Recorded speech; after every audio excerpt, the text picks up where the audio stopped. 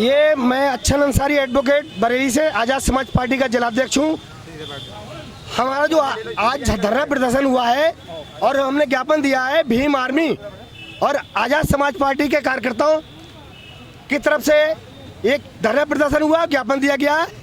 उत्तर प्रदेश में कानून व्यवस्था की स्थिति खराब चल रही है, जगह जगह हत्या, डकैती, बलात्कार की घटनाएं हो रही हैं। जैसे हमारे हाथरस में मनीषा वाल्मीकि बहन के साथ बलात्कार करके उसकी हत्या कर दी गई, तो हम उसके संबंध में ये धरना प्रदर्शन हमने किया है हमारे भीम आर्मी और आज़ाद समाज पार्टी के कार्यकर्ताओं ने। तो हमने मांग की है, भीम आर्मी के जाबाज साथी जो हमारे हैं, हम सब लोगों ने मांग की है कि मनीषा वाल्मीकि जी के साथ जब तक न्याय नहीं हो जाएगा हमारा आंदोलन जारी रहेगा। हमारी मांग है कि वहाँ के जो प्रशासन ने हमारे साथ, हमारी बहन मनीषा वाल्मीकि के साथ जो अन्याय किया है कि रात के 2:30 बजे उसको उसके परिवार वालों की गैर मौजूदगी में उसका दाह संस्कार कर दिया है, तो हम सब लोगों में रोष है कि ये प्रशासन, हाथरस के जिला प्रशासन ने हमारी बहन के साथ अन्याय किया है, उसके परिवार के साथ अन्याय किया है। तो हमारी मांग है कि वहाँ का जिला प्रशासन जो खाली निलंबित किया गया है उसको बर्खास्त किया जाए। उसको जब तक बर्खास्त नहीं किया जाएगा, बहन हमारी मनीषा वाल्मीकि जी को जब तक असली श्रद्धांजलि नहीं होगी, जब तक उसे उस जिला प्रशासन डीएम एसएसपी को बर्खास्त नहीं किया जाएगा। अगर जिला प्रशासन को बर्खास्त नहीं किया जाता है तब तक हमारा ये आंदोलन जारी रहेगा, क्योंकि भाई चंद्रशेखर आजाद जो हमारी भीम आर्मी के संस्थापक है, आज़ाद समाज पार्टी के राष्ट्रीय अध्यक्ष हैं, वो जंतर मंतर पर दिल्ली पर बैठे हुए हैं धरने पे। और जब उनका आदेश होगा कि हमारे कार्यकर्ता जो भीम आर्मी के हैं आज़ाद समाज पार्टी के, अगर वो आदेश करेंगे तो हमारे यहाँ कार्यकर्ता सड़कों पर उतरने को मजबूर होंगे। और जब तक हमारी बहन मनीषा वाल्मीकि को न्याय नहीं मिल जाएगा हमारा आंदोलन जारी रहेगा। उत्तर प्रदेश में मनीषा वाल्मीकि के साथ बलरामपुर में जो हमारी बहन के साथ हत्या कर दी गई गैंगरेप करके, बुलंदशहर में हत्या कर दी है हमारे समाज दलित समाज की बेटी के साथ, आजमगढ़ में जो दलित समाज की बेटी की हत्या कर दी है, बुलंदशहर में हत्या कर दी है, भदोही में हत्या कर दी है गैंगरेप के साथ। तो हमारी ये मांग है कि इन मुकदमों को फास्ट ट्रैक कोर्ट में चलाया जाए और 30 दिन के अंदर दरिंदों को, हत्यारों को फांसी की सजा दी जाए। ये हमारी मांग है आज़ाद समाज पार्टी की, भीम आर्मी के हमारे संस्थापक राष्ट्रीय अध्यक्ष आज़ाद समाज पार्टी भाई चंद्रशेखर आजाद जी के साथियों। मौलाना इंतज़ार अहमद कादरी भी आज़ाद समाज पार्टी बरेली मंडल का प्रभारी हूँ और सुन्नी उलमा काउंसिल का राष्ट्रीय अध्यक्ष हूँ। असल में ये एक मनीषा का मसला नहीं है, एक मनीषा वाल्मीकि का मसला नहीं है। आए दिन ये घटनाएं घट रही हैं और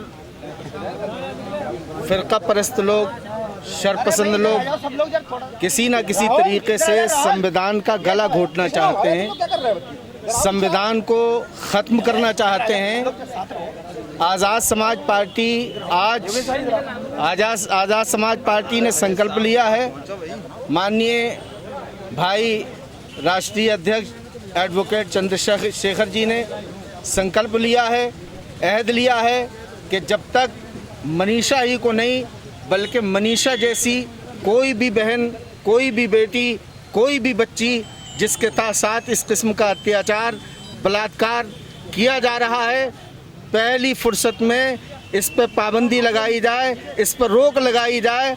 और उत्तर प्रदेश सरकार का किसी भी मोड़ पे कामयाब नहीं है। उत्तर प्रदेश सरकार अत्याचार पर रोक लगाने में, बलात्कार पर रोक लगाने में पूरी तरह विफल साबित हुई है।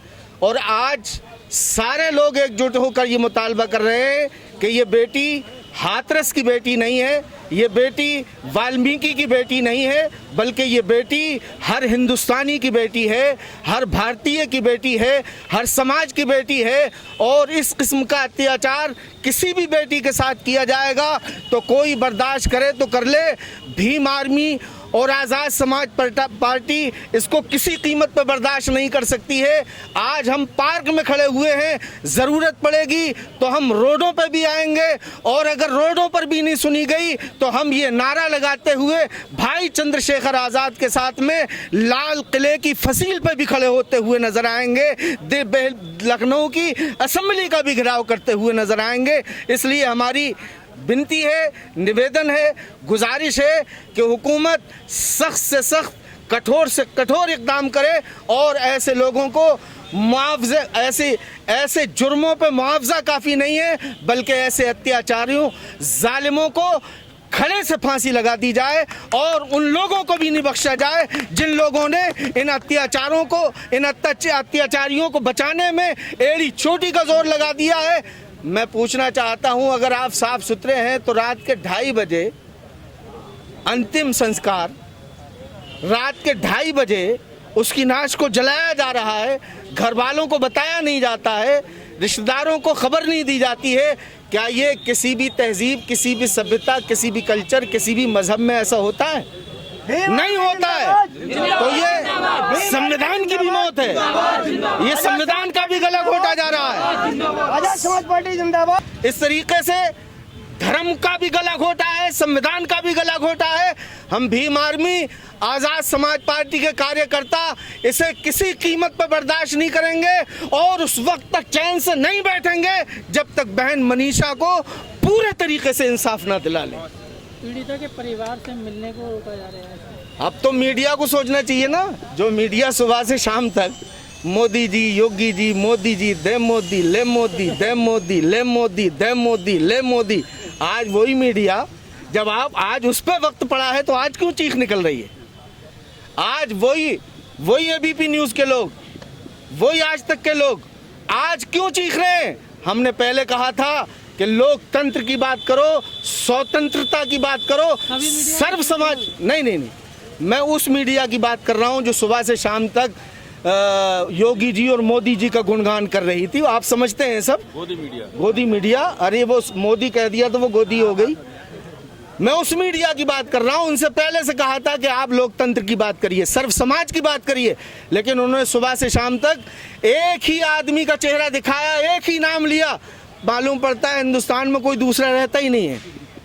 इन्होंने लोकतंत्र का गला, जहां पर ये फिरका परस्त जिम्मेदार हैं, जहां ये अत्याचारी जिम्मेदार हैं, जहां ये और बलात्कारी जिम्मेदार है, वहीं इस देश में जंगल और वहशी राज में मदद करने में कुछ मीडिया का भी रोल रहा है।